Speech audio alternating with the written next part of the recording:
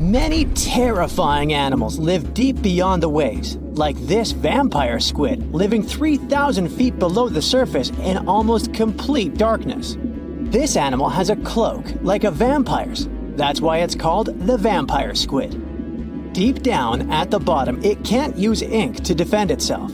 So this animal has developed an unusual tactic. It glows slightly to scare away predators. If this tactic fails, the vampire squid can turn its body inside out, revealing tiny spikes. When you translate its scientific name, Vampiroteuthis infernalis, it literally means vampire squid from the nether. Despite its terrifying looks, it's a harmless ocean animal. This previous creature was not from space, but this object definitely is.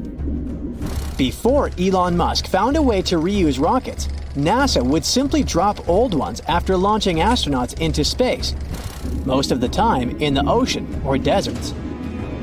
In 2012, Jeff Bezos launched a mission to find the Apollo 11 rocket. They found it by using sonar, but it was in terrible condition. It was sitting on the bottom of the ocean, not far from the predicted site. They were able to rescue the engine and reconstruct 2 of them. The most famous lost city is Atlantis, but sadly, we still haven't discovered it. However, Heraklion was also just a myth until one British pilot saw something that looked like a city while flying over the Mediterranean Sea. He reported it, and 60 years later, a group of divers went there. They were shocked when they found an entire city underwater. It was loaded with artifacts that could tell us a lot about the history of the place. Now it's one of the best underwater archaeological sites in the world. It's believed that the rising sea caused the whole city to go underwater. The Titanic sank in 1912. The wreck was claimed to be officially discovered 74 years later. In reality, though, a fisherman found the Titanic 8 years earlier while fishing in the Atlantic Ocean. He was pulling out his net when he spotted a head stuck in it. Luckily, it was just a doll's head. Years later, after the fisher had passed away, his son sold the doll to a doll collector. She did a lot of digging and research on every person who had a porcelain toy on the Titanic. She found the owner of the doll. Ava Hart was on the Titanic and had a doll with her. Ava survived the catastrophe by a miracle, but her toy didn't. Hart even wrote about the doll in her journal, and every detail matched the toy found by the fisherman. The tripod fish lives deep in the abyssal zone, around 20,000 feet below the surface. It's adapted to such immense depths and uses its tripod fins to stay still on the bottom. This creature doesn't have big eyes, but even if it did, these eyes would be useless in the darkness. Instead, the tripod fish uses its fins like antennas to detect any movement in the water. This creature doesn't have much luck when it comes to its love life, so it had to develop unique tactics to reproduce. One fish can be both male and female. The next bizarre creature is the lizardfish. It has tons of razor-sharp teeth, a huge mouth, and really big eyes, which it uses for hunting. All this makes the animal look freaky. The lizardfish lives at depths of around 11,000 feet in the midnight zone, where there is zero light. This freak of nature basically eats everything it can fit inside its mouth, from small fish to other lizardfish. On the other hand, when they see other reptile fish, they probably fall in love instead, because finding mates at those depths is not an easy task. Like the tripod fish, the lizardfish can be both male and female at the same time. When you think of a river, you usually picture it on land. Still, nature is quite unpredictable, and it created a river flowing under the ocean in California. It's running at a depth of around 2 miles. This river has everything that an ordinary river has: sunken logs, trees, and rocks. And despite its uniqueness, it's not the only one in the world. There are also others in the Amazon and Greenland. A terrifying creature was discovered near Angola's coast by a remote operating vehicle. It looks like it doesn't have a head or a body. It was sitting at a depth of around 4,350 feet below the surface. After doing research, scientists concluded it wasn't anything from a sci-fi movie. It was just a cluster of siphonophores stuck together. In 2015, some random guy was diving in Caesarea, and something shiny caught his eye. He reached out, grabbed it, and realized it was a gold coin. After that, he examined the bottom and found out that there were many more. He reported the incident to the local authorities, and they concluded that he had found Arabic treasure.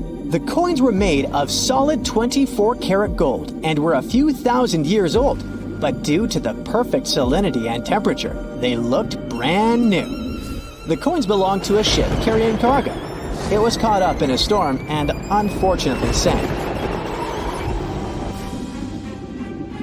One of the weirdest things ever discovered was found in the Baltic Sea. It's an anomaly that looks as if it was created by a different civilization. It was discovered by Swedish researchers, and they basically had no idea what it was. They had to ask tons of other scientists for their opinions. When you look at this formation from above, it's 200 feet long and looks exactly like a fallen spaceship. It's hard to believe that it's a natural formation, but spoiler alert, it's totally made by nature because the Baltic Sea has gone through many erosions throughout history. Most likely, the bizarre formation is the result of these processes. A group of divers in Madagascar were shocked when they found this 7-foot monstrosity of a knife on the seafloor. The speculation started immediately, and many said that the knife was from some giants that had fought megalodons and lived on Earth thousands and thousands of years ago. That could make a nice story, but the knife is most likely a movie prop that was lost at sea. One of the ocean's most bizarre animals is the frilled shark. It's believed that this fish is the reason for all those sea serpent stories that sea explorers of the past wrote about. These animals live pretty deep in the ocean, but sometimes they can be seen in shallow waters. It's super rare, but possible. The frilled shark has a big mouth sporting around 300 teeth. It also has a long body that looks like a lizard's, and it is truly a unique species of shark. Its prey can be half of its size because this shark's stomach is like that of a snake, and it can swallow huge fish or crustaceans. Spotting a few worms in your garden is no big deal, but after seeing a 26-foot long one in the ocean, you will make your wetsuit a little wetter. This worm is super rare, and it's completely harmless to humans. It's actually not a giant worm. It's a cluster of zooids that are stuck together in a worm-shaped formation. They usually only eat plankton, bacteria, and other tiny things that can be found in the ocean. Probably the scariest thing in the ocean that is 100% real is the magna pinna, which can be found at crazy depths of 20,000 feet below the surface. This monster looks like an underwater Slender Man, but it's just a squid with really long tentacles that can reach a terrifying size of 8 feet. This guy has only been seen a few times, and basically, we don't know much about this creature so far. Most of the ocean is still shrouded in mystery, whether we're talking about dark corners or creatures that are hiding in the depths. But sometimes, it gives us a peek into scary things it hides in its cold, dark depths. Like when you hear on the news that there are some deep-sea creatures washed ashore after a powerful storm once again. Some just look weird, while others are real monsters that live at depths of more than 3,300 feet. The coldest and deepest parts of the ocean have created one specific phenomenon called gigantism. So, sea spiders, squids, worms, and many other animals, mostly invertebrates, or creatures without backbones, they're all way bigger and scarier than the versions we see in the more shallow areas. In the Pacific depths, you can see a sea sponge as large as a minivan. Or what about the colossal squid that lives in subantarctic waters and is nearly 14 times longer than the arrow squid, a type that mostly lives in New Zealand?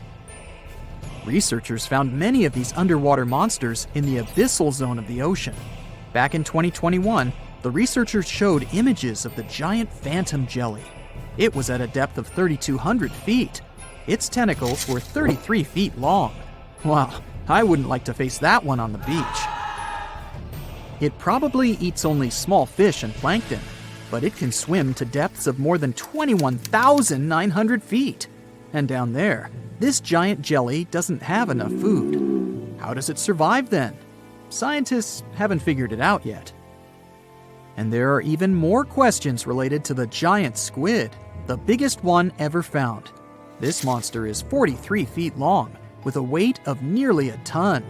Imagine if those tentacles would grab your car, or something like that. They would smash it like it was a toy. There's no light in the abyssal zone. Sun rays just can't penetrate that deep. So there's no algae or underwater plants there. Local animals mostly eat snow. Marine snow is not like the regular one you build a snowman with. It consists of any small flakes or remains that fall from the surface of the ocean. Maybe even some leftovers that animals up there couldn't eat. So it's not much. But apparently, it's enough for very large creatures that hide deep down there, like giant squids. Squids that generally live at such depths don't bother going after their prey. They just wait until the poor animal swims right up to their long tentacles and falls into a trap. It may not be the best method ever, because not many animals will even swim into these dark, cold parts. But it's the method that saves energy. A giant squid eats only 1 ounce of fish daily, which is approximately 45 calories. That's nearly 50 times fewer calories than an average person should eat per day. So when a squid gets 1 fish, it saves it for a couple of days.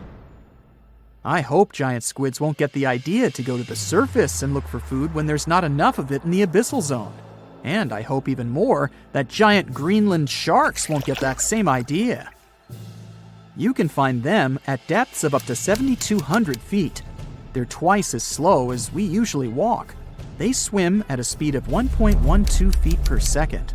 Their slowness is part of the energy-saving mechanism that creatures down there need to survive. But they can speed up in the form of short bursts when they need to catch prey.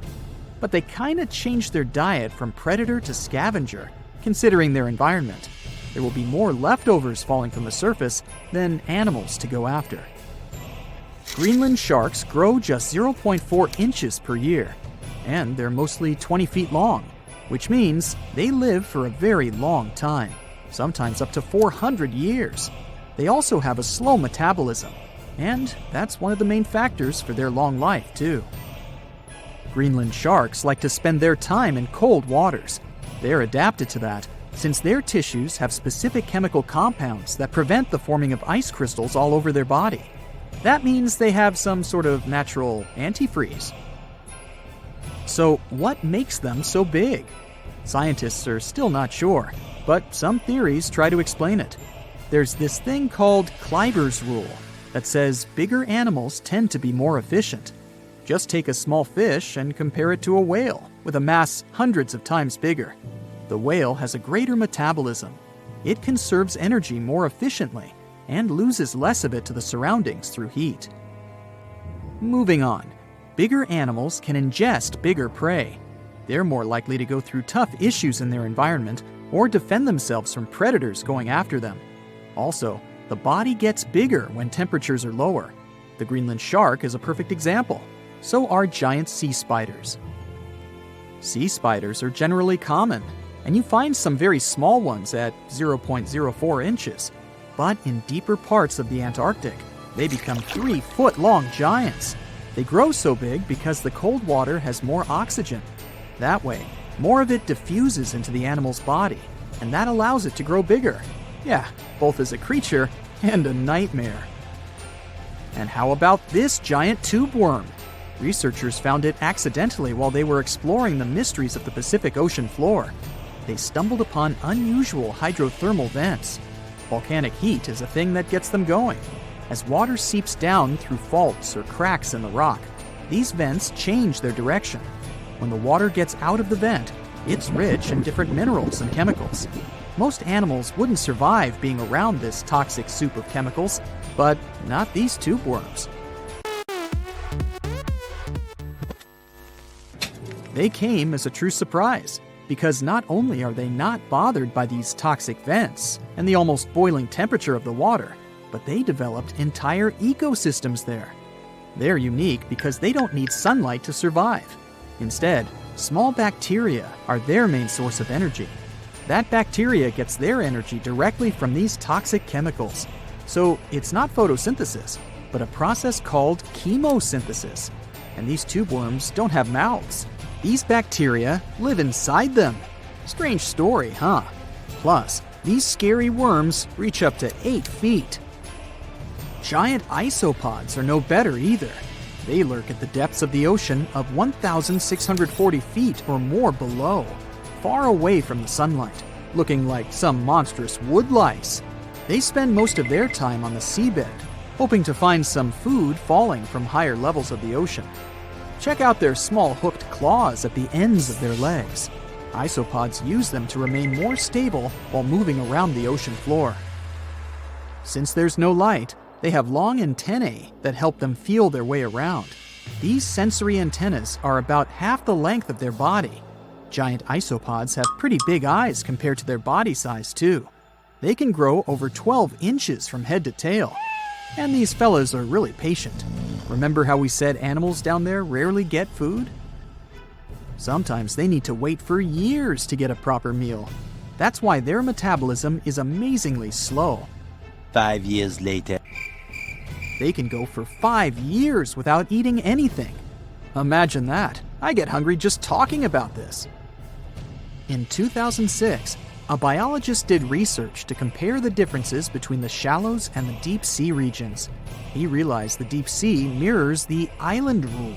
First, isolated parts of land develop biodiversity you won't find anywhere else. Second, small-bodied life there grows much bigger when it's isolated, compared to life on large land masses. Resources are limited, but also competition and predators. And we don't know much about these deep-sea creatures. It's too expensive and too complicated to carry out such research, so we'll just wait for more raging storms to show us at least part of the monstrous world cold ocean depths hide. The stonefish. Stonefish aren't going to win any beauty contests, unless the pageant is for best rock look-alike. Their tiny unreflective eyes and rough skin blend in perfectly with their environment. A large head, an even bigger mouth, and a home full of, it's rocks. And just because you're on the beach doesn't mean you're safe. Stonefish can survive for 24 hours out of the water. Stepping on one or even handling one won't be that fun. Their dorsal fin spines have extremely strong venom. It shoots out when they get stepped on, and it can lead to paralysis or even heart failure. You'll need help fast. No wonder they're one of the most dangerous creatures in the water, or anywhere. Be careful when scrambling around rocky areas. They love to play hide and seek. The deep sea dragonfish. If there were a prize for the most hideous fish in the ocean, the deep sea dragonfish would win. With slimy, scaleless skin, massive teeth, and a face only a mother could love, this bad boy of the sea is nothing to mess with. It likes to swim between 700 feet and 6,000 feet below the surface of the ocean, where the waters are the darkest and coldest. Along with some other creatures on this list, the deep sea dragonfish relies on its bioluminescent body parts to catch prey. It also uses its hanging appendage, which boasts a little red light on the end, coming out from its lower jaw. Many fish mistake this little light for prey, luring them right into the jaws of the deep-sea dragonfish. Very clever dragonfish. Very clever indeed. The fangtooth. The Mariana Trench is an underwater trench with a depth of 35,000 feet, nearly 7 miles below the ocean surface. Let that sink in. While scientists know the Mariana Trench exists, it's one of the least explored places on Earth. It's also the deepest area of Earth's oceans. And although many creatures down there probably haven't even been seen by humans yet, scientists have had the creepy pleasure of getting to know the fangtooth. The fangtooth fish shamelessly lives up to its name. Just look at that thing. The fangtooth is carnivorous and feeds on just about anything it can find that gets caught in its sharp-toothed mouth. These fish rely on their contact chemoreception to find prey. In other words, they can sense chemical residue that comes off of other living organisms in the deep sea. This is because they don't have any light-producing cells on their bodies, unlike many other deep-sea fish. On top of all that, it's pretty dark down there, so whatever crosses their path, they chomp on. While these guys look pretty scary, they're not a threat to humans. They only grow about 7 inches long. Even so, I wouldn't want to run into one of these things during a relaxing swim in the ocean. The Dunkelosteius. Strangely enough, this prehistoric fish, known as the T-Rex of the seas, had no teeth. Those were replaced with bony plates that allowed it to have the strongest bite among other monsters of its size. The goblin shark. If you thought the movies about sharks were scary, this next deep-sea creature will make you swear off going for dips in the ocean forever. However, it lives 3,000 feet underwater, so you'll never likely see it face to face. The goblin shark looks like a cross between a shark and a creature from your worst nightmare. These sharks boast a protruding sword-like snout with a jaw that juts out to match. Unlike other sharks that have more of a gray hue, this creepy thing looks not so pretty and pink. Aside from their scary demeanor, what do scientists really know about the goblin shark? Well, not much, except that they can grow up to 18 feet in length. Looks like there's still a lot to learn about these guys, if you dare to. By the way, did you know that sharks don't sleep? Many species have to keep water moving over their gills to get oxygen, so they can't fall into a deep sleep like we do. That's why they stay half awake during rest. Typically, sharks don't even close their eyes. The cookie cutter shark. This shark is a living horror, with lower teeth being big and sharp, while the upper ones are much smaller. When its teeth fall off, the shark eats them to maintain calcium levels. Pretty smart solution for a shark. The frilled shark. Studying the frilled shark is like looking through a portal back to prehistoric times. That's because scientists think that these eel-like sharks haven't changed much since their oldest ancestors roamed the deep sea waters, so they're sometimes referred to as living fossils. These sharks' mouths are filled with a terrifying 25 rows of backward-facing sharp teeth, 300 in total. They're designed to grasp prey and hold them tight so they can't get away, according to early studies of the shark conducted in 1884 and published in the Bulletin of the Essex Institute. Luckily for swimmers, the frilled sharks live between 390 feet and 4,200 feet below the ocean's surface, so they'll probably never run into them. Probably. This is probably the worst nightmare of any dentist. The northern stargazer. Take a look at this cutie. The northern stargazer is definitely not something you'd wish to see on the ocean floor. This horrid creature hides its body under the sand, leaving its face above to wait for prey. The tasseled wobbegong. Here's another carpet shark on our list. It lies low on the bottom of the sea and patiently waits for its prey to come by. The Australian ghost shark. The Australian ghost shark isn't really even a shark, but a very bony fish. It's also a living fossil. It hasn't changed within the last 400 million years. Believe it or not, sharks and humans have a common ancestor that lived around 440 million years ago. Even though we both evolved in our own way, there are still some signs of that connection. For example, the genome of an elephant shark is very similar to humans. the Leopleurodon. This list of terrifying creatures would be incomplete without mentioning the terrifying and prehistoric Leopleurodon. This carnivorous marine reptile existed during the Colovian stage of the Middle Jurassic era and ruled the waters at 9 feet in length. Scientists believe Leopleurodon thrived in this deep-sea trench because of its ability to swim long distances and its 4 paddle-like limbs. While they probably weren't able to propel themselves toward prey like other animals of the area, they did manage to accelerate and attack very ruthlessly and efficiently. Additionally, they relied on their long snouts to smell prey, which leads scientists to believe they didn't rely on sight for hunting. This means they could have thrived in the dark Mariana Trench. Around 150 million years ago, Leopleurodon became extinct due to competition for prey against other thriving marine reptiles. And I think I speak for all of us when I say, thank goodness for that. Considering that scientists have only explored 5% of the ocean floor and found some of the scariest sea creatures imaginable, one can only dream of what other animals reside in the deep sea waters. Perhaps it's best to keep them in your imagination. Am I right? The megamouth shark. This shark is a filter feeder, and it's friendly to humans, although its huge mouth can look quite threatening. Like basking sharks, it swims with its mouth constantly wide open, as if it were on Twitter. The gulper eel.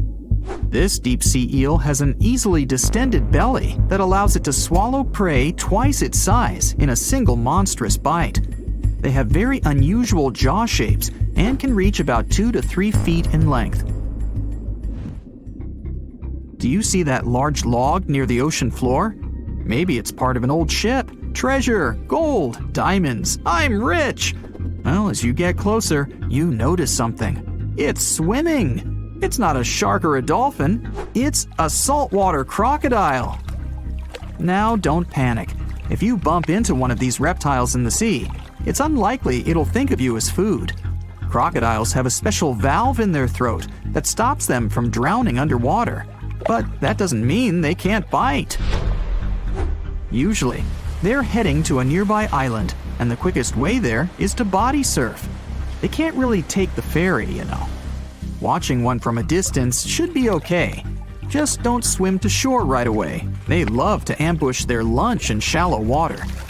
If there's one time I'd want to see a great white shark, it's when I'm diving with crocodiles. They'll gladly take a crocodile-sized nibble, given the right motivation. There are plenty of fish in the sea. Some of them look totally like Nemo or Dory. Then there's the butterfly fish and fancy guppy, which is indeed really fancy. And then there's... What on earth is that? I would definitely not pay for a diving experience to see this guy. The anglerfish has the unofficial title of the ugliest animal in the world, but I wouldn't dare to break that news to it.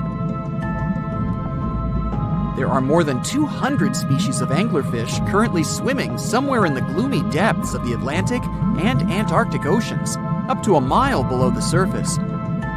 Some of them prefer different living conditions, the shallow tropical environments. Different kinds of anglerfish vary in shape and size, from the famous black sea devil to frogfish, monkfish, footballfish, goosefish, batfish, and sea toad. The larger ones can be half as long as a full-sized bed, but most are less than a foot long. Since the choice of meals where these guys live isn't that huge, they had to come up with a unique hunting strategy. They don't waste their priceless life energy on following prospective prey. Instead, they use a piece of dorsal spine that sticks above their mouths like a fishing pole, hence the name of the fish. There's a sac of bioluminescent bacteria that glows brightly in the dark at the end of that rod. The light lures prey, and all the anglerfish has to do is wait, and then enjoy its lunch delivered right to its mouth. Their bodies are pliable and huge, so they can easily swallow prey twice their size. Deep-sea anglerfish eat whatever they can find. Species that live in more shallow water aren't picky either. and can eat anything from shrimp to snails and small fish. Only female anglerfish have the cool fishing rod feature though. So what about their males? Finding a soulmate deep under the sea isn't that easy. I mean, literally, there's no light down there. Plus, there are frigid temperatures and low oxygen levels. Anglerfish can't afford to go on many dates in those conditions, so they mate for life. And before you go aw about it, I have to tell you, they do it in quite a special way. Male anglerfish are much smaller than their ladies. The contrast is so striking that when researchers first got interested in their love life, they thought those males were actually the offspring, or larvae, hanging out next to their moms. Certain anglerfish male species have receptors that alert them that there's a female nearby. After they mate, the male bites into his woman and stays attached to her head, belly, near her tail, and other areas he can access. While they morph together forever, the female fish gets the male's cells, DNA, and reproductive organs, but loses her immune response cells. The male gets free permanent housing and nutrition. Given the current real estate prices, it sounds like a dream. But that accommodation is shared by up to 8 males, and they can't move out if they ever feel like it. You're unlikely to meet this deep-sea fish in real life, but if you meet an anglerfish in your favorite video game, remember that you can easily outswim it and make it kinder to you with tranquilizing arrows. Once you befriend it, the anglerfish can be your scout and help you discover new areas with its bioluminescent pods. Back in the real world, down in the twilight zone of the ocean, about 650 to 3,300 feet down, the anglerfish isn't the only creature you're lucky you'll probably never meet. Many of the locals look like they come straight out of science fiction or horror movies, but that's because they had to adapt to this dark, deep world. I did my best to get you prepared for the creatures you're going to meet, starting with the common fangtooth. They spend most of their lives deep down, but at night, they move toward the surface to snack. These guys are more active than most other deep-sea dwellers. They don't wait for food to come their way, but actually follow it, and then get it with their long, hungry teeth. They don't have a built-in light bulb like the anglerfish, so they've developed a great sense of smell and use as much sunlight as they can get there in the depth to get around. Sometimes, even the shadow of a passing by prospective prey is enough for them to switch to action mode. And though they don't look too charming, they're completely harmless to humans if you ever run into one of these guys. Stoplight Loosejaw sounds like a great name for an alternative band, but it's actually another deep-sea resident with sneaky hunting habits. It has special light-producing photophores under each eye. They emit green and red light like a stoplight, hence the name of the fish. Unlike other fish, these guys hardly ever leave the twilight and midnight zones. Their lower jaw is a quarter of the total body length, and the stoplight keeps it open all the time, hoping to get some lunch. It looks like a ferocious predator, but mostly prefers zooplankton, with an occasional dessert of shrimp, krill, and fish. I'm sure you didn't expect to meet a hybrid of an eel and a bird, but here it is! The slender snipe eel has a beak, much like that of a bird, with curving tips. The beak is equipped with tiny hooked teeth that the eels use to catch the antennae of delicious shrimp. And it sure is slender, stretching up to 5 feet and weighing only a few ounces. Scientists don't know all of this guy's secrets, since it's pretty tricky to study in their natural habitat. But it looks like they only produce offspring once in a lifetime, and then pass away. Glass squids like to take it easy in life and literally go with the flow. They're filled with a solution which is lighter than water, so they don't have to make any effort to move around the deep sea looking for food and partners. These creatures are transparent, so they blend into any landscape and don't even cast a shadow while moving. Talk about a great survival tactic. If danger finds it anyway, it can transform into a lumpy ball, pushing its head and tentacles into its mantle cavity. It can also release ink into the mantle and go from transparent to black. The same ink can protect it against hungry whales and seabirds. Another tactic they use to scare off predators is to activate their light-emitting organs around their eyes. I'm getting hungry. Maybe I can snack on this sea cucumber. Ouch, it's moving! So I guess it doesn't belong in a salad after all. These soft-bodied fellows live in all parts of the ocean, from shallow waters to the deep underwater world. Most of them slowly move around with their tiny feet, but some crawl around by flexing their bodies. Sea cucumbers can shed their internal organs when there's a predator approaching. Those sticky organs distract the intruder, and the happy cucumber moves on and just grows the organs back. What's that glistening in the distance? Looks like someone dropped gems in the water. That's a sea sapphire, also known as the most beautiful animal you've never seen. Some males of this type of copepod can change color from deep blue to purple, red, or gold. 1 second later, it's gone. And it's back, shimmering bright. The secret to this magic is that their bodies are transparent and reflect light differently at certain angles. It looks like it's their way of communicating between each other and attracting mates.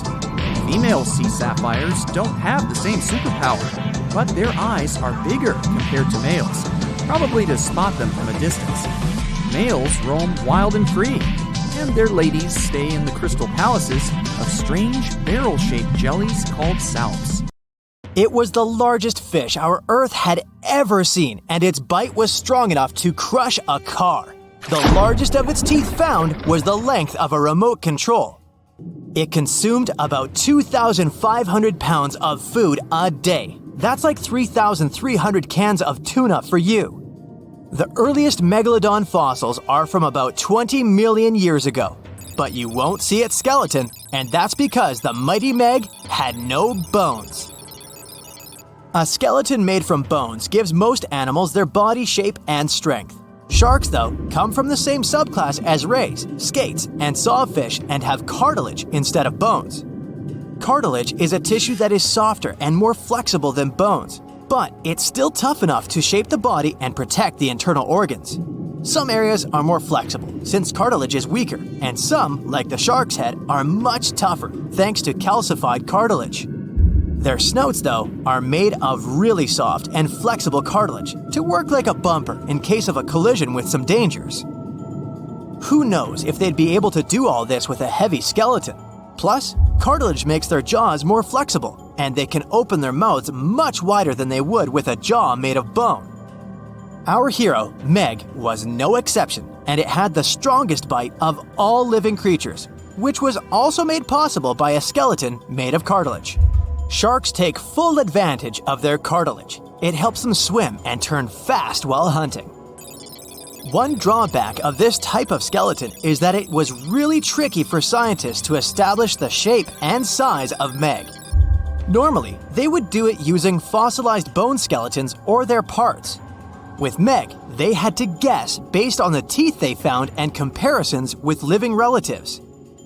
A more recent 3D computer model was based partially on scans of a preserved spine discovered in the 1860s. The model showed that Meg was bigger, faster, and even hungrier than scientists had previously thought. Looks like an average Megalodon was 52 feet long. That's slightly bigger than the height of the Hollywood sign and weighed 10 times as heavy as an elephant. There were also much bigger creatures. Scientists still aren't sure how the Megalodon got this size. The fact that there were bigger and smaller Megs probably has to do with a little something called Bergmann's rule.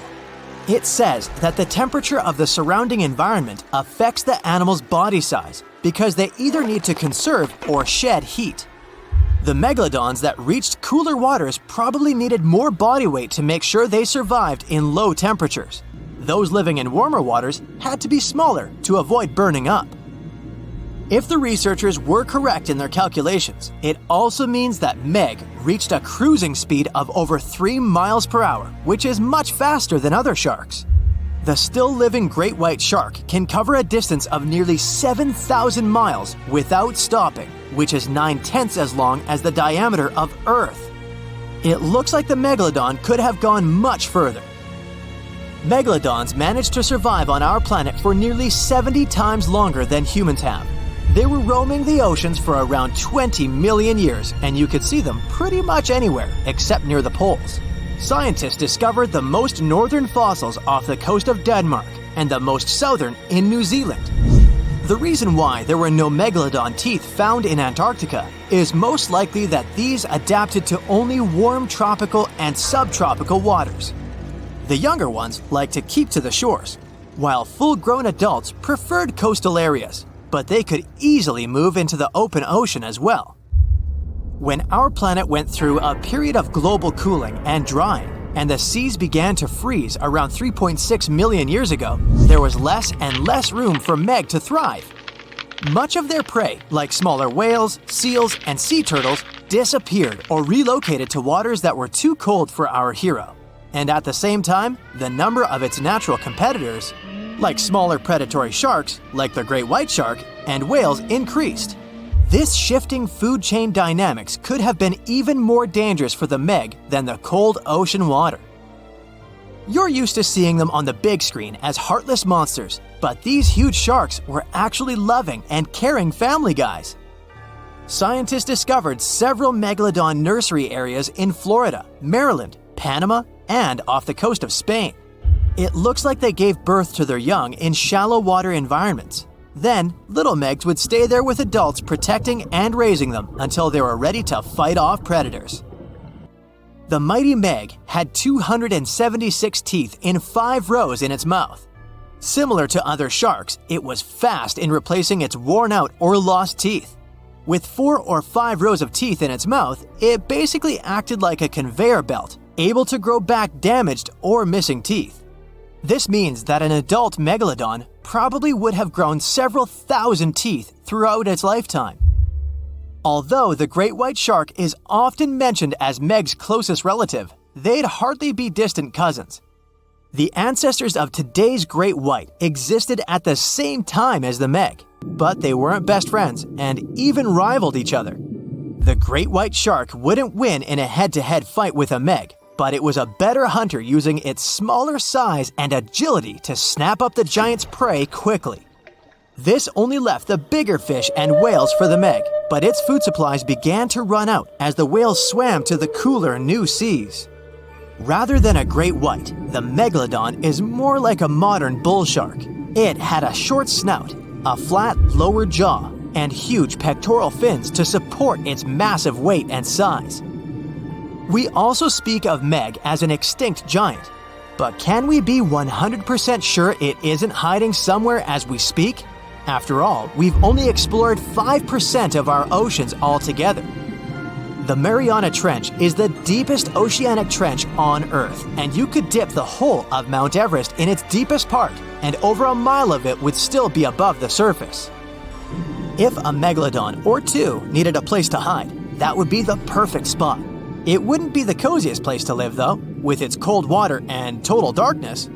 Plus, the pressure there is 1,000 times stronger than at sea level. So, if a Meg really were hiding down there, it would have serious issues with its teeth, because calcium would dissolve under that pressure. To survive here, it would also need to learn to navigate in complete darkness. That means it would have either become bioluminescent or evolve to grow massive eyes like the giant squid. If the Meg were still around and true to its dietary choices, it would have to eat smaller fish, and that would be a problem for us humans. Especially those of us who love fish, that is. And the ocean isn't cooling down these days. The megalodon would love its temperature and would thrive and reproduce faster than ever. Those giants would create some massive problems for cargo ships and cruising vessels. In case you're now scared at the thought of meeting a megalodon, relax. Most scientists don't think it's possible because of our hero's size. Most foods that megalodons like to eat live in shallow ocean areas and not in the deep, deep sea. Meg would need to come up for dinner every now and then, and it's kinda hard to miss a creature this big. They're both giant prehistoric creatures to us, but the megalodons and the dinosaurs never actually coexisted. The dinosaurs probably died out about 66 million years ago. Megalodons seem to have appeared a bit later. Want to high-five a sea creature? Well, put your hand up for the Tasmanian red handfish. This fish doesn't swim like a fish. It walks. It uses its flipper-like hands to stroll around on the ocean floor. These bottom walkers are disturbed by swimmers and boats a lot. Some people even want to take them home as pets. I think it's better to just give them a wave and swim on by. The vampire squid.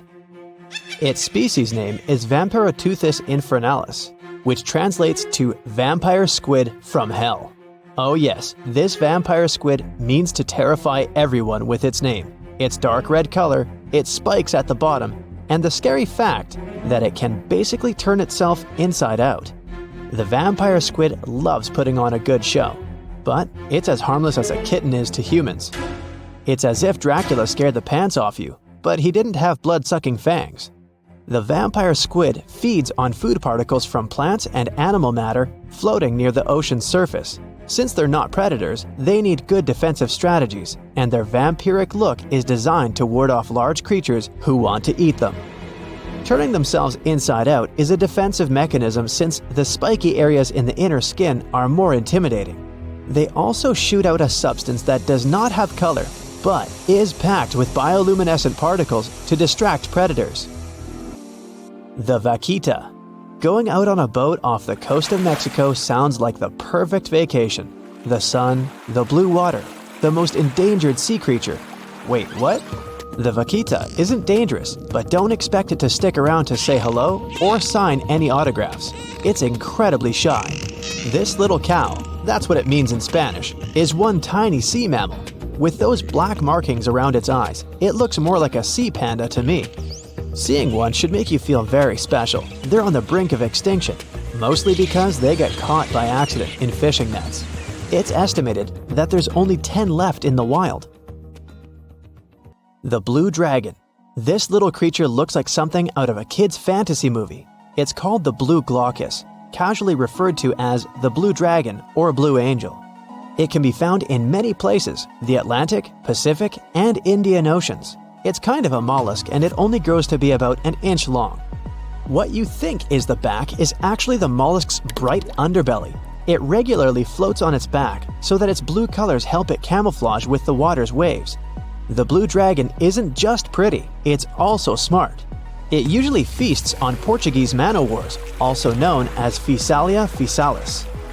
The blue dragon stores their stinging cells for later use, in essence, stealing their defensive mechanisms. When the blue dragon is threatened, it releases those stinging cells it stored, directing them at an enemy to sting them with more power than the Portuguese man-o'-war would have been capable of.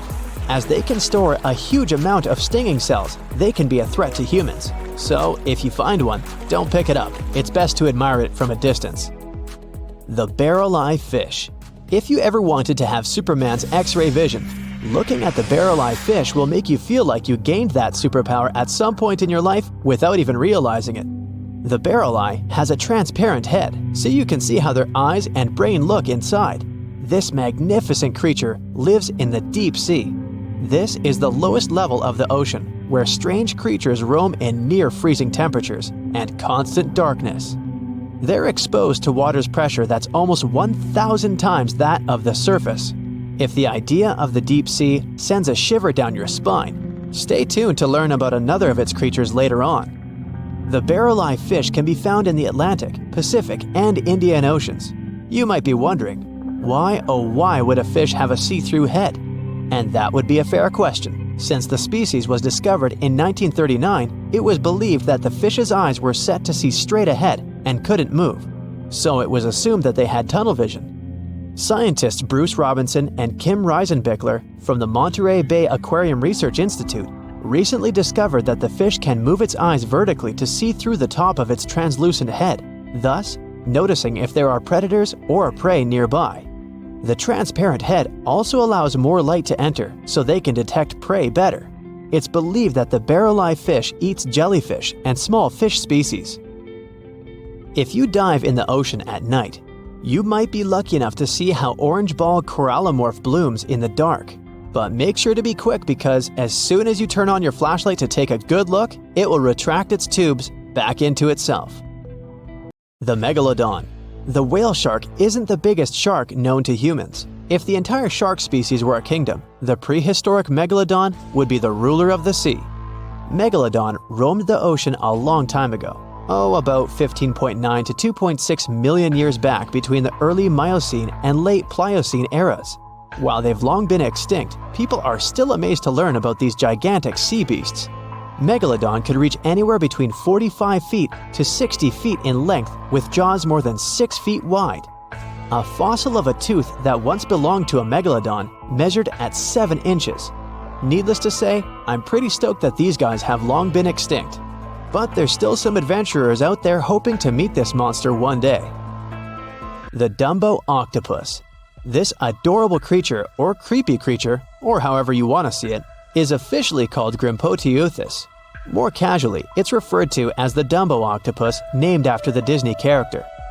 Though Dumbo, the elephant, not the octopus, was teased for his big ears, it's highly unlikely that this adorable octopus gets teased by its water neighbors.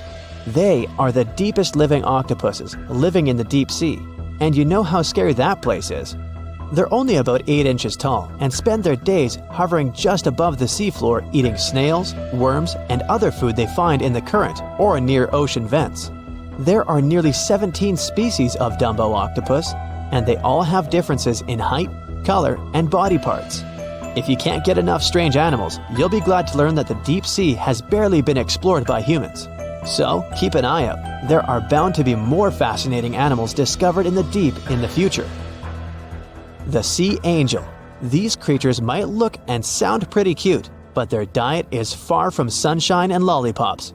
Their favorite food are sea butterflies. They lay mucus traps for them and wait in ambush. The squat anemone shrimp. This shrimp is tiny, only 0.5 inches. It's also known as a dancer shrimp because of its peculiar behavior. When agitated, it raises its bottom above its head and does a little dance. Divers also say it readily jumps on their hands and cleans them. The coconut crab. This guy may look pretty creepy, especially when the sun goes down. Mature coconut crabs are around 3 feet in length. Their preferred foods are coconuts, but they can also hunt down lizards and even large birds. The slender snipe eel. Slender snipe eel is a slim and long creature that's still a mystery for marine scientists. It's 4 feet long and it has at least 750 bones in its spine, which is much more than any other animal in the world. The sea pen. Sea pen is 7 feet long and it has a lot of varieties, but most of them look indeed like a pen or a quill. The similarity is even more striking when the animal has a water-filled bulb that anchors it to the floor. The Persian carpet flatworm.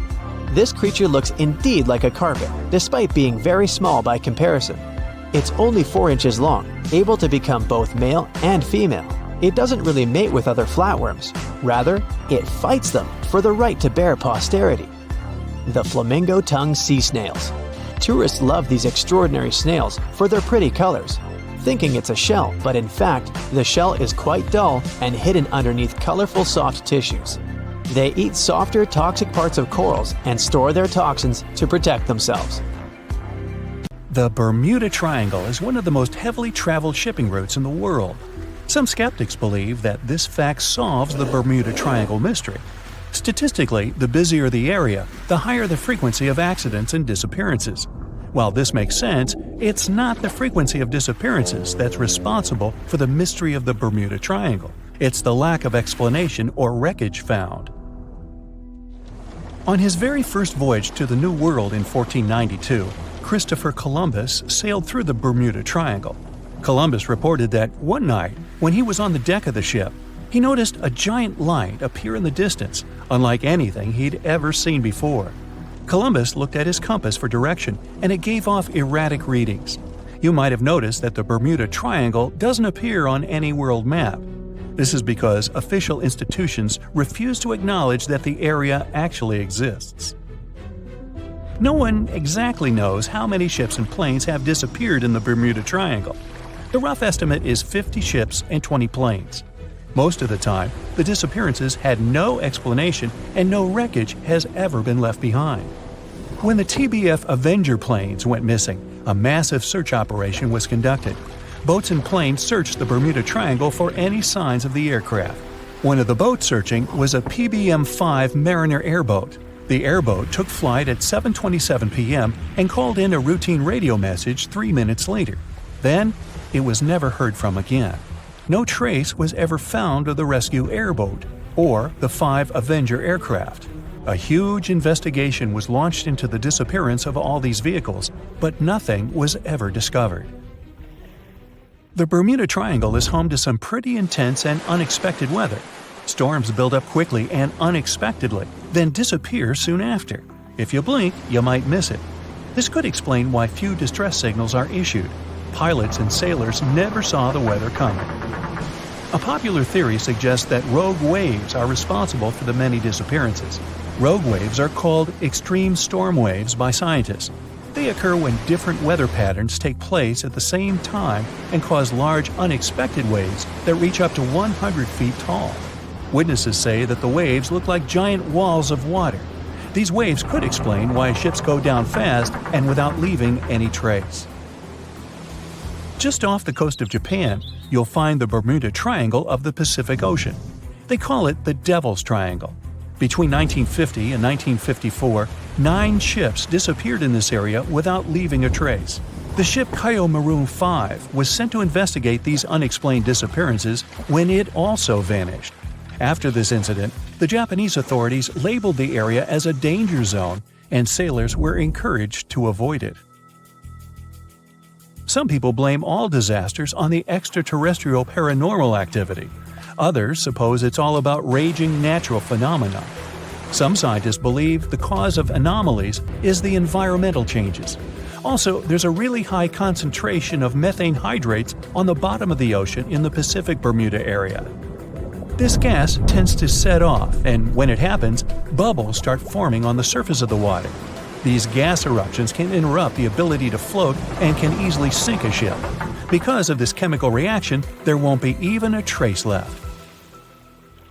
Underwater volcanoes are said to be another possible explanation for the Japanese Dragon's Triangle.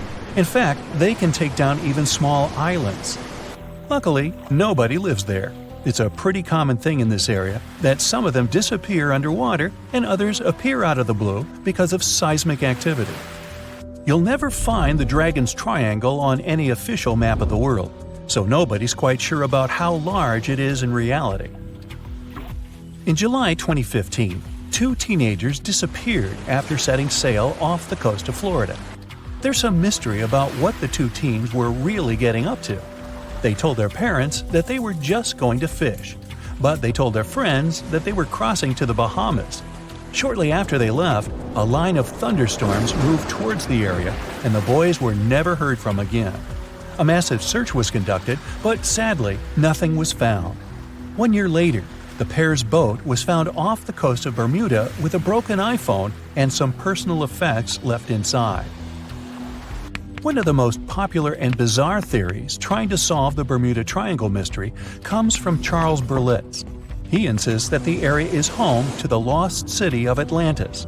The missing ships and planes and malfunctioning equipment, according to him, were all caused by rays of energy let out by the special energy crystals that power Atlantis. While this sounds silly, Berlitz's theory was convincing enough that over 20 million people bought his book worldwide. Previously, the compass wouldn't work well in the Bermuda Triangle since the lines of the 2 poles coincided here, true north and magnetic north. But if you fall into this line, your compass will behave strangely. But the magnetic north is constantly shifting, and now it's far beyond the triangle. No legend says pirates of the last centuries operate in the Bermuda Triangle, or that the Flying Dutchman makes other ships disappear. A popular theory is that ships travel to the distant past or future through a time portal in the Bermuda Triangle. Fortunately, these are all myths. Just imagine hundreds of giant tentacles reaching out to a group of ships sailing through the Bermuda Triangle. In the past centuries, they could easily sink an entire fleet, since the ships were made of wood and were lighter. Squids wrapped decks with their strong tentacles, made holes in the ship's hulls with their sharp beaks. Toothy suction cups could break the masts and tear the sails. The water was filling the holds and slowly rising to the deck. The ship sank in a matter of minutes. Survivors reached the shore and told everyone about huge monsters. This is how the legends of the Kraken appeared. Fortunately, now people have sonars and equipment for monitoring the sea space. They say the main reason why this place is so enigmatic must be the magnetic fields that form this ominous triangle. Ocean floor is made of rocks containing a lot of magnetite. It's more like iron. Magnetic fields react to the high concentration of magnetite on the ocean floor, which may start a sort of conflict between the two.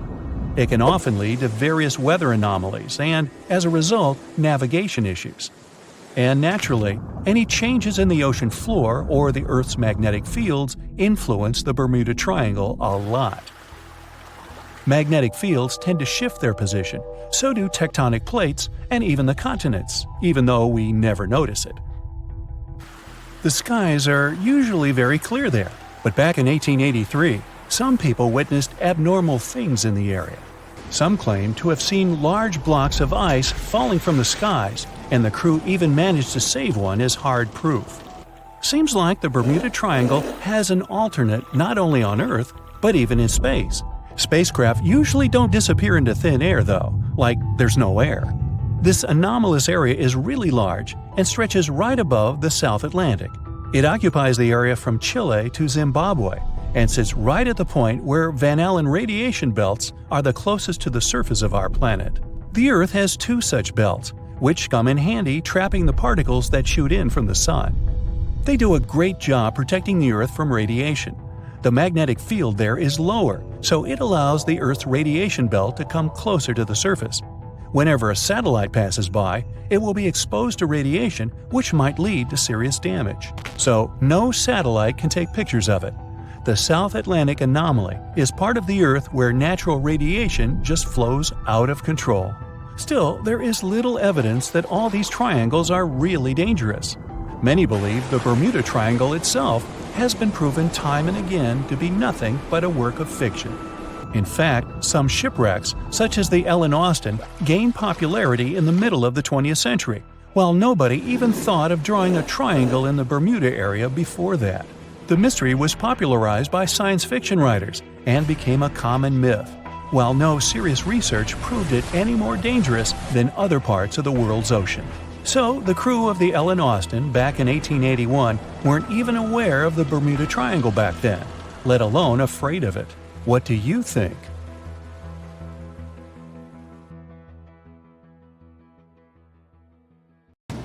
Think you know what lurks in the depths of the ocean? While nearly 95% of our oceans haven't been explored yet, it's hard not to let your imagination run wild.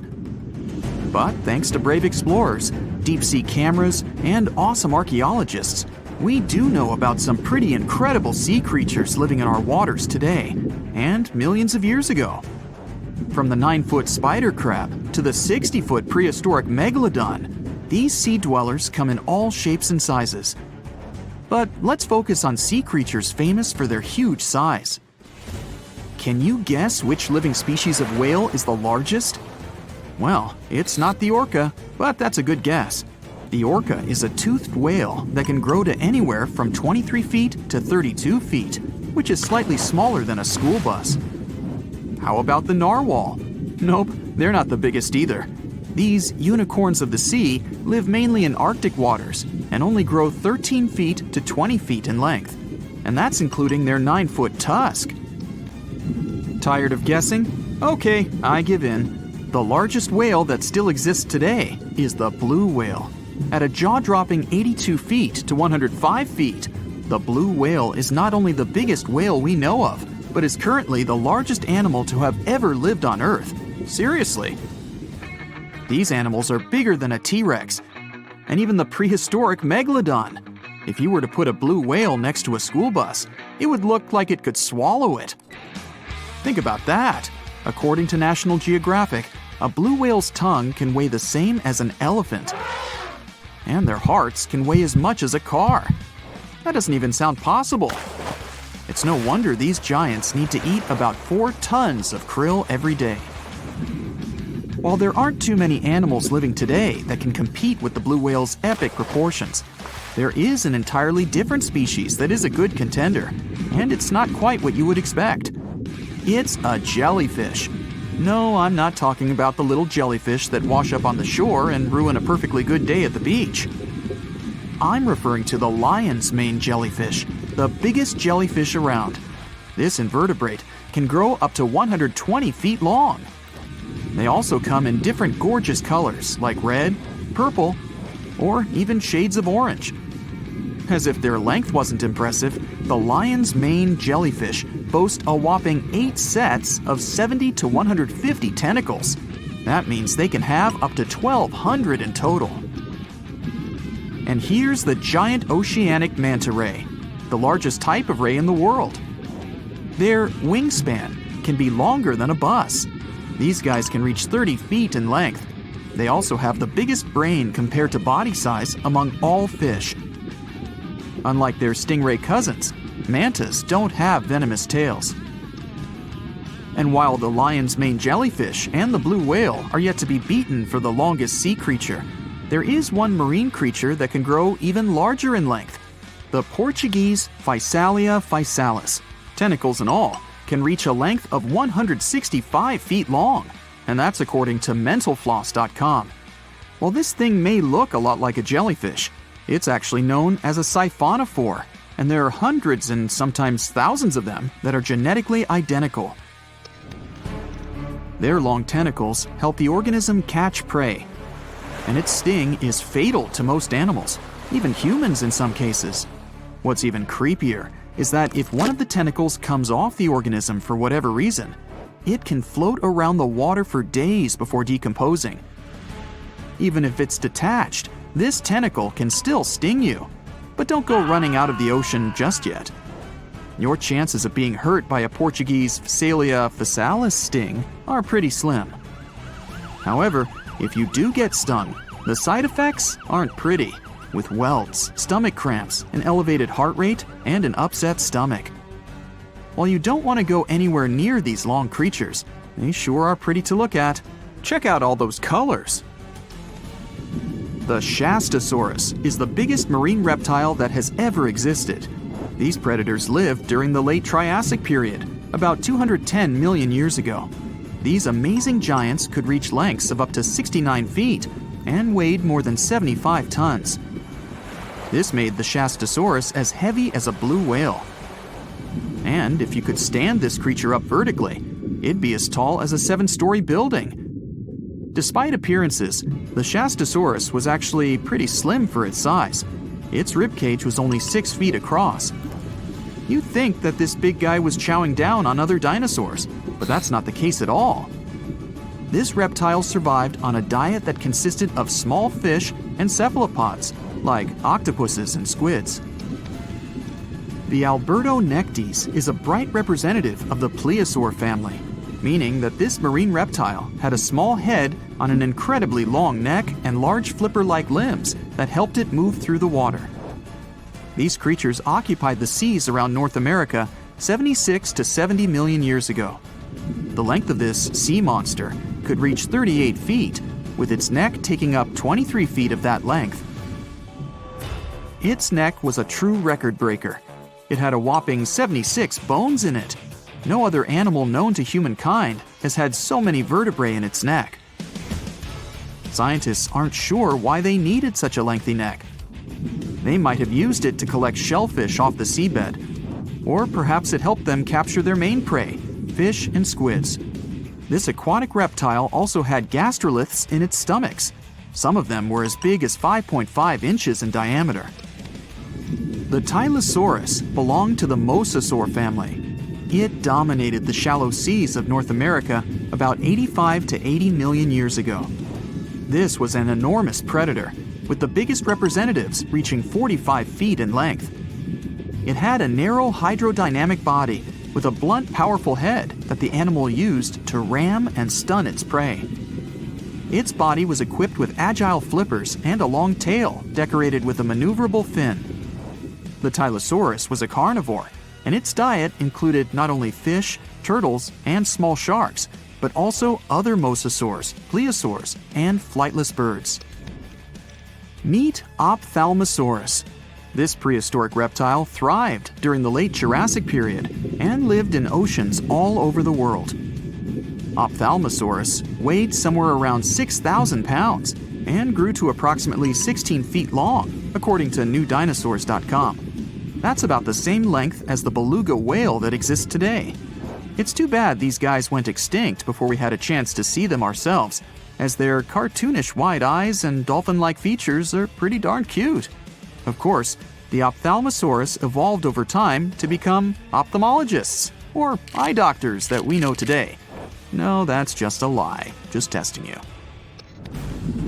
The Mosasaurus is a truly gigantic predator that dominated the seas all over the world about 66 million years ago. According to fossil evidence, some specimens could be more than 50 feet in length. This fact makes the Mosasaurus the biggest marine carnivore of its time. One of the most terrifying things about this creature was its crocodile-like head, decorated with literally hundreds of razor-sharp teeth, neatly organized in 2 rows on both jaws. The thing is that it was pretty challenging for the Mosasaurus to grab its prey in the water. That's why it had all these teeth, plus something special: pterygoid teeth anchored to the bones on the roof of its mouth. This made hunting and holding onto its prey much easier. The Styxosaurus belonged to the plesiosaur family and lived during the late Cretaceous period, around 85 to 70 million years ago. Upon first glance at this dinosaur, you might mistake it for a sea snake, and it'd be an honest mistake. Styxosauruses were about 35 feet in length, but over 16 feet of that consisted just of their long snake-like neck. They had a comparatively small body and weighed approximately 4 tons. Their mouths were full of razor-sharp cone-shaped teeth that they used to catch fish. They didn't need to chew their prey, thanks to the 200 small stones called gastroliths in their bellies that probably aided in digestion. At the same time, some scientists believe that the Styxosaurus used these stones to sink to the ocean bottom in search of particular types of fish. Looks kind of like Nessie to me. How heavy is the largest living snake? How can a snake eat a whale? Get ready, I'm about to answer these questions. Before the last ice age, giant mammals like mammoths ruled the world. The modern animal kingdom we're familiar with was shaped around 55 million years ago. I mean, there were still 1,000-pound bear dogs living from Asia to America. But modern whales, for instance, began to appear later. I'm saying modern whales because, surprise, surprise, whales weren't always fully aquatic. The ancestors of the ocean's biggest animals once walked on dry land. They had 4 legs and lived on the coast. Now, I want to introduce you to a snake that used to eat these whales, the Paleophis, a genus of a marine snake. Scientists say it's hard to understand how big the Paleophis was due to its fragmentary fossil record. They assumed that it could have reached up to 40 feet long. Its fossils were found in different parts of the world, from England to Morocco and Virginia, USA. The Paleophis is extinct now, and sea snakes today are only about a quarter of the size this majestic creature used to be. So no need to worry about this underwater monster. But there once was an even bigger snake, the Titan boa. It was around 50 feet long and most likely weighed over a ton. It used to live in what is now known as northeastern Colombia, around 60 to 58 million years ago. Scientists say that it mostly fed on fish. Another giant animal that lived in the past was the black Gigantopithecus. These primates aren't related to gorillas. They lived in the area of modern China. Some people believe that they're still alive, but so far, no one has laid eyes on them. Some people even go further and say that the stories of Bigfoot or Yeti are based on these animals. This rodent became extinct about 2 million years ago. Its main habitat was South America, more specifically, Uruguay. What's astonishing about this species is that it was the largest rodent ever known. It was bigger than a bull. Scientists believe that it weighed up to 1,000 pounds. A distant relative of this rodent is still alive today. It's called the pacarana. It's a rare animal that lives in South America. It weighs up to 33 pounds and measures up to 31 inches, not including its cute and fluffy tail. The Arthropleura was an insect that lived in prehistoric times. Imagine a giant millipede measuring up to 8 feet in length. Here you go. It was one of the largest land animals of its era, about 315 million years ago. The Arthropleura's shell was covered with tough plates. These plates were there to protect the creature from damage. Most of the time, it burrowed into the ground to avoid becoming some other animal's dinner. Meet the Megalodon. Millions of years ago, this shark lived in the ocean and ate other marine creatures. It had wide teeth, and its jaws were so powerful that the animal could finish off its prey with the force of its bite. It was one of the largest sharks to ever exist. Yet, this predator also went extinct. Scientists don't really know the reason. This made me wonder why animals were so big in the past. Nowadays, smaller creatures flee or hide from predators. But apparently, it wasn't like this before.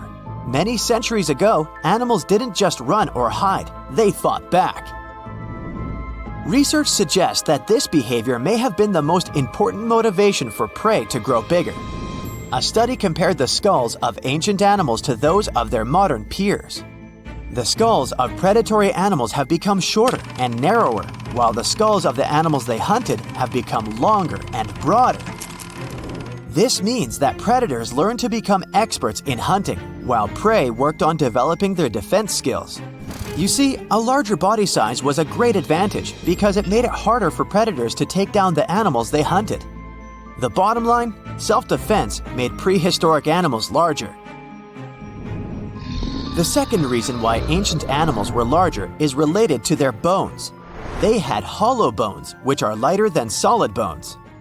This type of bone allowed large animals to move quickly. Let's take sauropods. They were a dinosaur subgroup.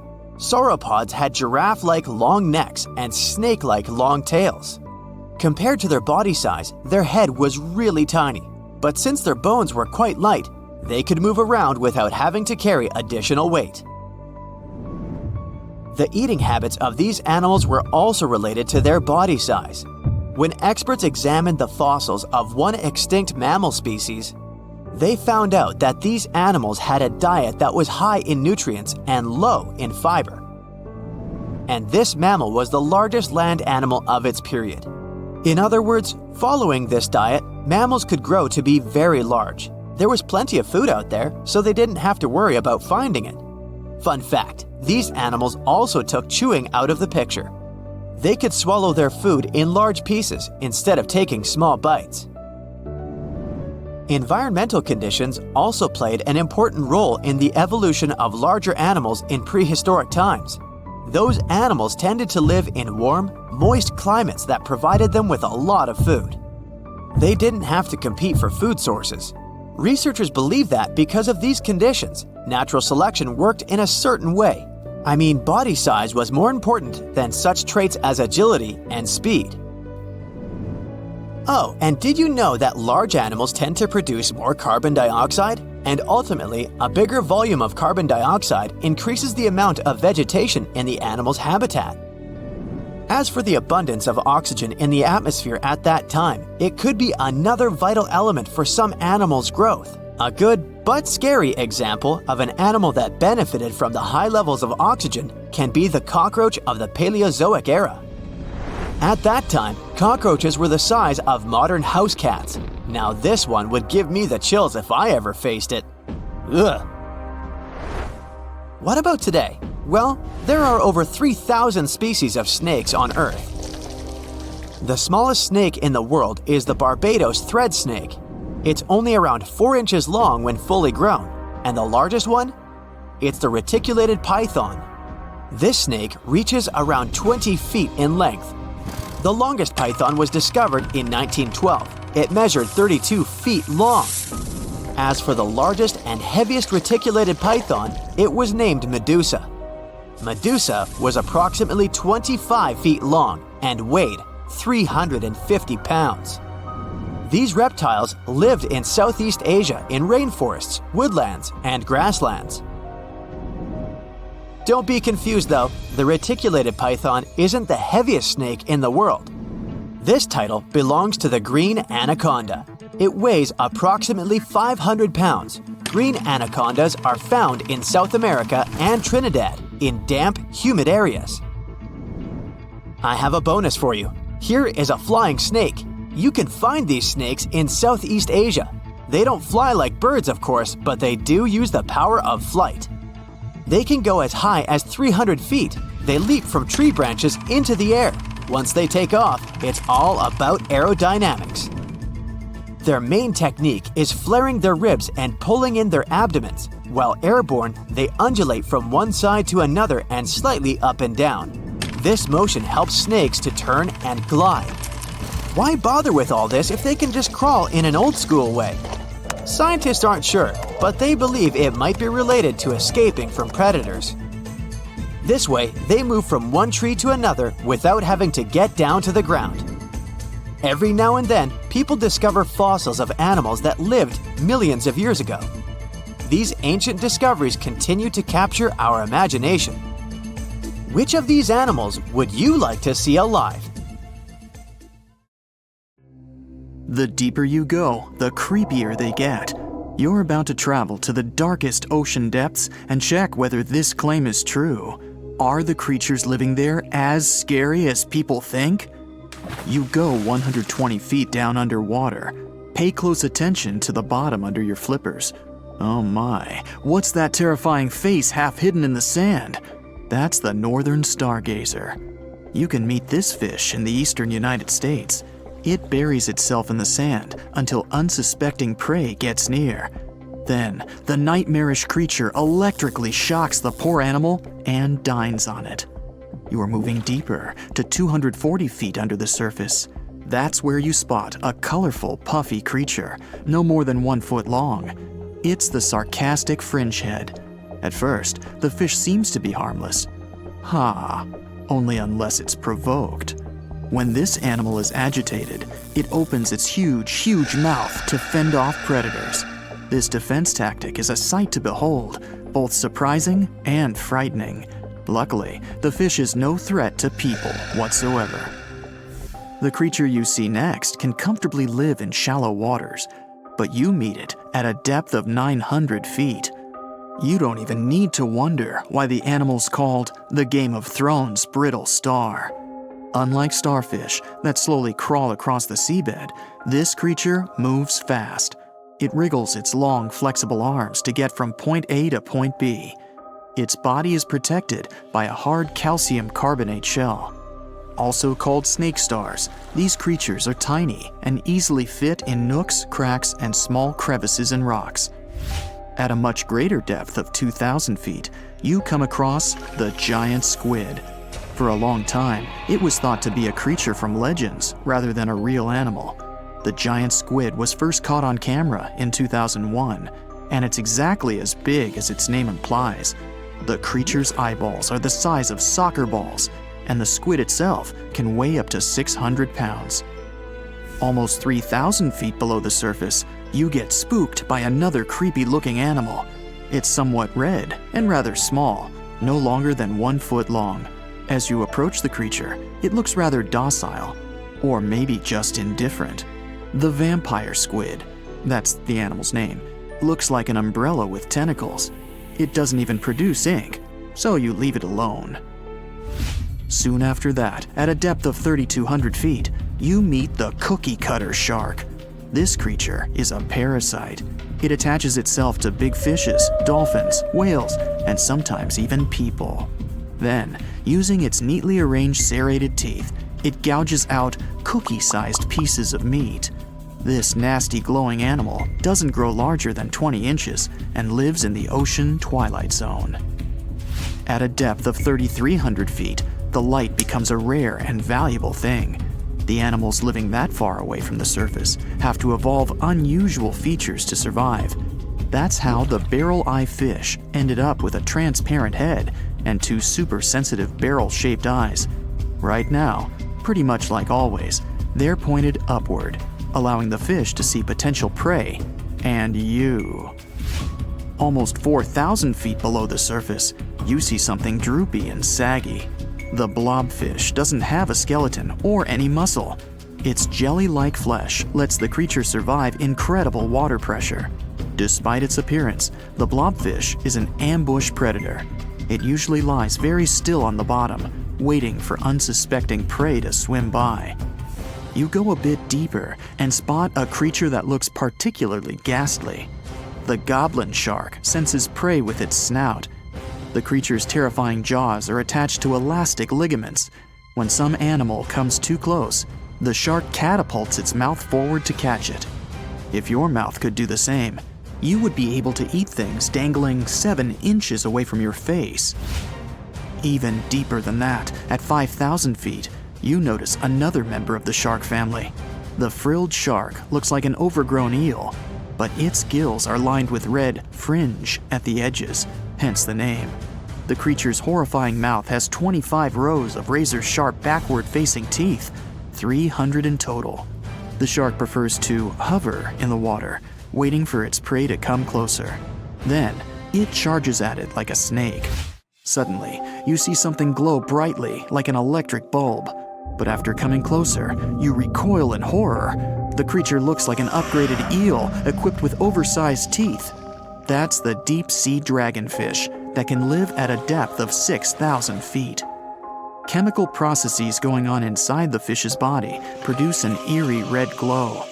This glow is used to communicate with other fish. At the same depth, you meet another deep-sea inhabitant. Its most prominent feature is its huge mouth. Thanks to it, the gulper eel can swallow its prey whole. Its stomach can expand to a terrifying size when it needs to fit something large. At a depth of 6,600 feet, you come across an angry-looking creature with a fishing rod over its head. It's the deep-sea anglerfish. The animal has an unusual dorsal spine, even though it's worn only by females. It protrudes above their mouth and has a lure on its tip, some luminous flesh that baits prey. The anglerfish has such a big mouth and its body is so pliable that it can swallow animals twice its own size. You're 7,000 feet down when you see another fish that's glowing in the dark. The black dragonfish is a sly creature. It has its light-producing organs arranged along its belly.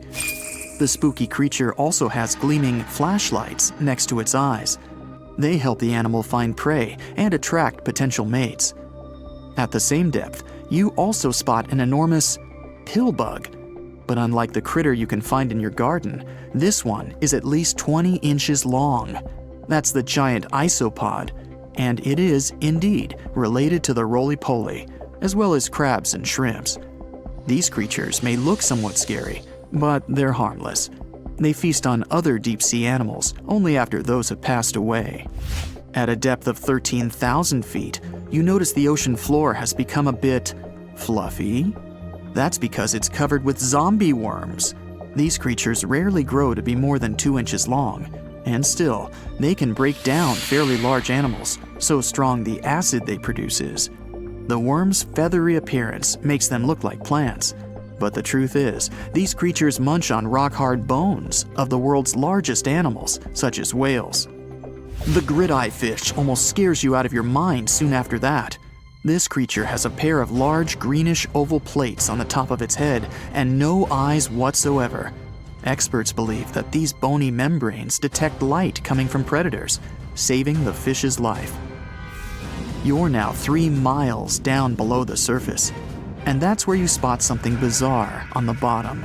It's definitely a fish, but it's standing on the ocean floor on 3 long, rigid legs. Ah, it's the tripod fish. Curious rather than scary. This creature has adapted to the almost complete darkness by giving up on its vision. It has to rely on vibration and touch to sense prey. And then, the fish uses its fins as hands to transport food directly into its mouth. You don't have time to go any deeper before you spot the faceless fish. This slightly off-putting creature has no eyes, and its mouth, smiling a Mona Lisa smile, is underneath its body. For the first time, the faceless cusk, which is the creature's official name, was seen more than a century ago. The next time it happened was only in 2017. Once you've reached a depth of 6 miles below the surface, you see deep-sea cucumbers.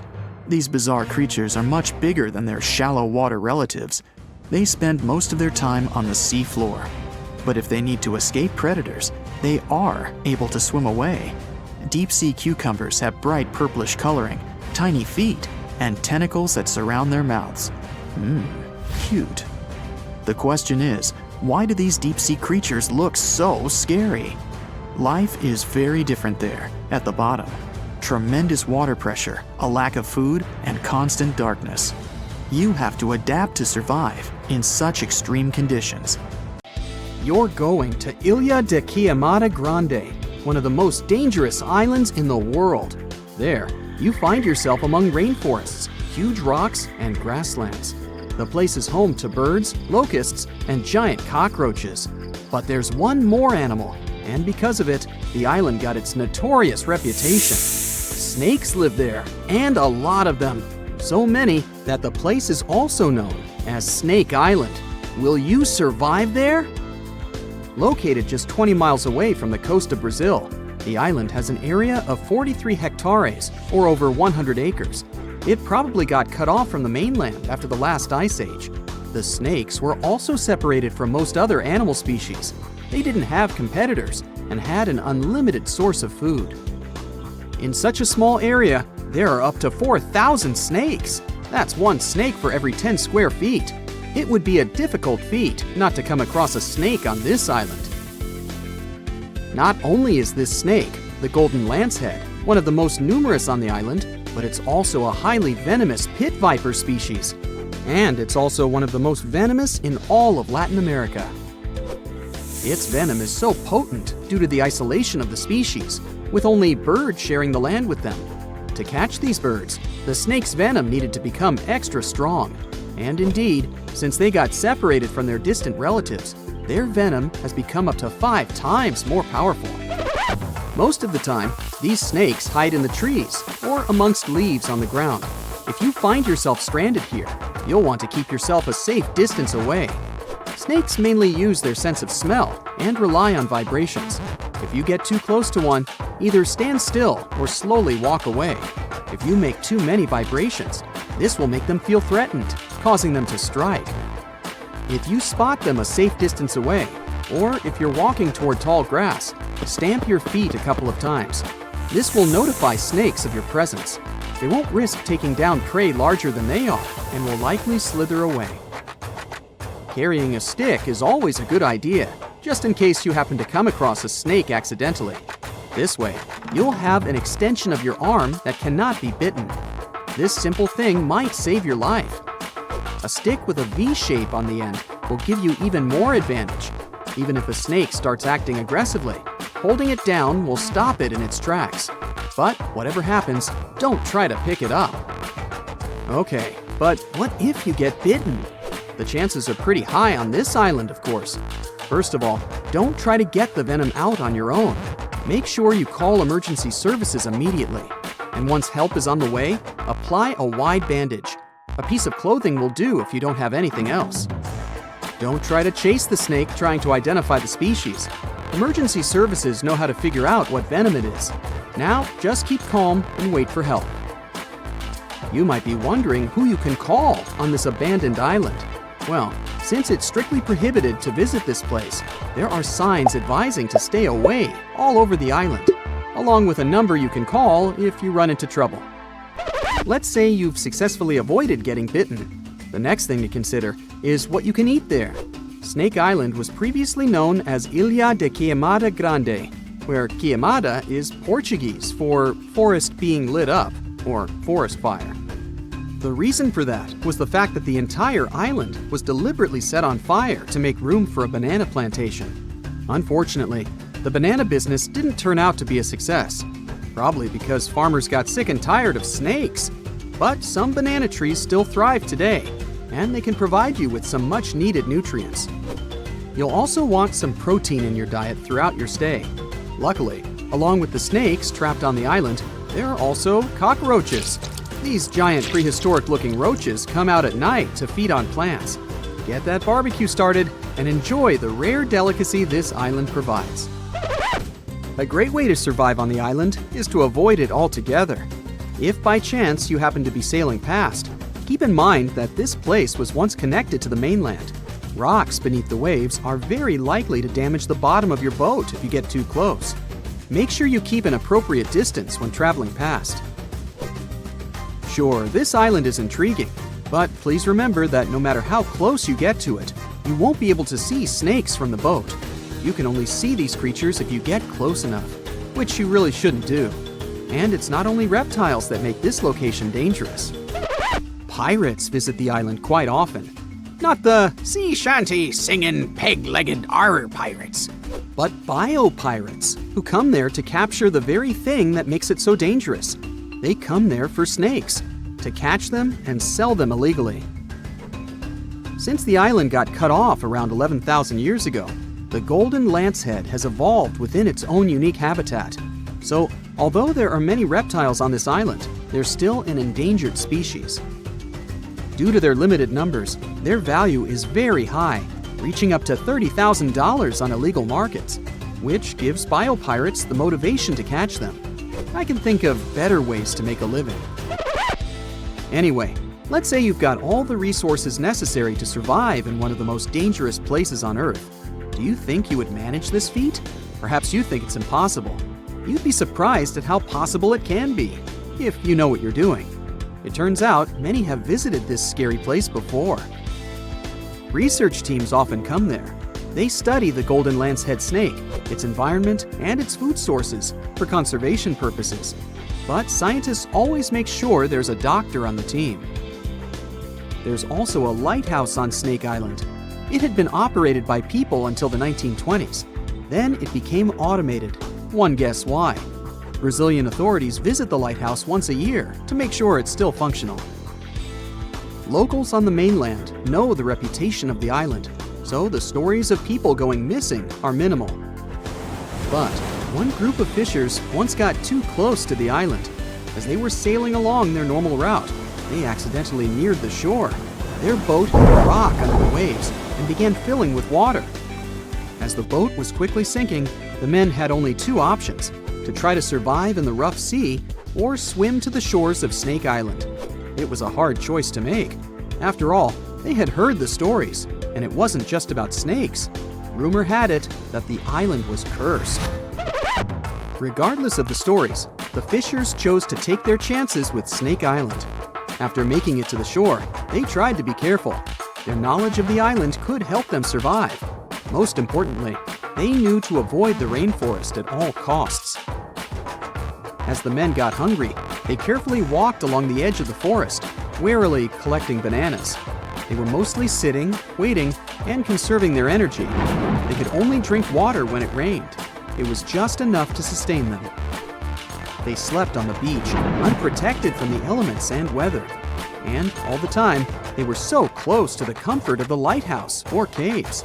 They were probably overly cautious, but it was either enduring some discomfort or risking their lives for a dry bed. They didn't yield to the temptation. They managed to survive for 3 days without being bitten by a snake. After that, a passing boat finally rescued them. So, now you know anything is possible.